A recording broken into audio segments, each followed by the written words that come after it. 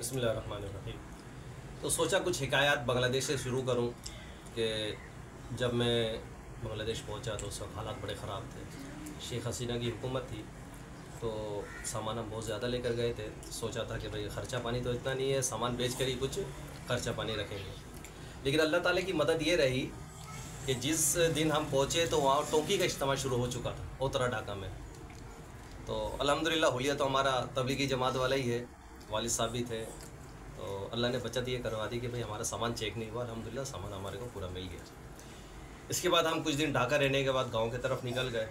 गांव में जाने के बाद फिर पता चला कि गांव की ज़िंदगी कैसी होती है।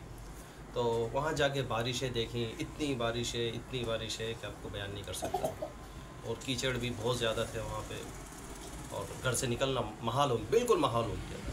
इसलिए तकरीबन वहाँ पे जो हमने देखा 3 महीना मुसलसल बारिशें होती है। एक दिन में 5-5 मरतबा बारिशें होती है। मतलब धूप जैसा निकला, आप पीछे मुड़ के धूप देखेंगे, इस तरफ देखेंगे बारिश हो रही है, इस तरफ देखेंगे धूप निकला। और इसके बाद बिजली की जो आवाज़ मैंने वहाँ सुनी, यकीन करें खुदा की कसम, हम तो कलमा पढ़ना शुरू कर दिया। इतनी तेज़ बिजली की कड़क, अल्लाह माफ़ फरमाए, अल्लाह माफ़ फरमाए। और हमने वहाँ सुना भी था, हम तो बचपन में हमने कार्टूनों में देखा बिजली गिरती है तो वो जानवर जो होता है, गाय घोड़ा, वो बिल्कुल जल के धुआं निकल रहा होता। आप लोगों ने भी देखा होगा, बचपन में हमने भी देखा।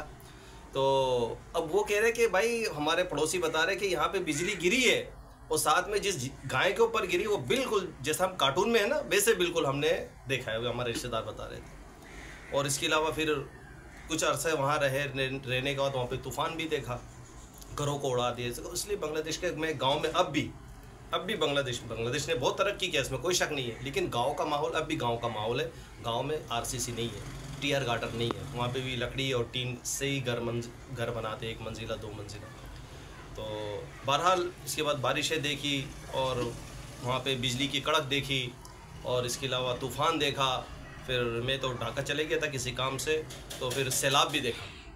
वो सैलाब इतना था कि भाई वो तो मछली पालने के लिए जो तालाब बनाते थे, तो ये एक तालाब फलां का होता है, एक तालाब किसी और का होता है, वो सारे तालाब आपस में मिल जाते। इतनी बारिश होती है, रास्ता बंद, रास्ता पता नहीं चला रास्ता किधर है।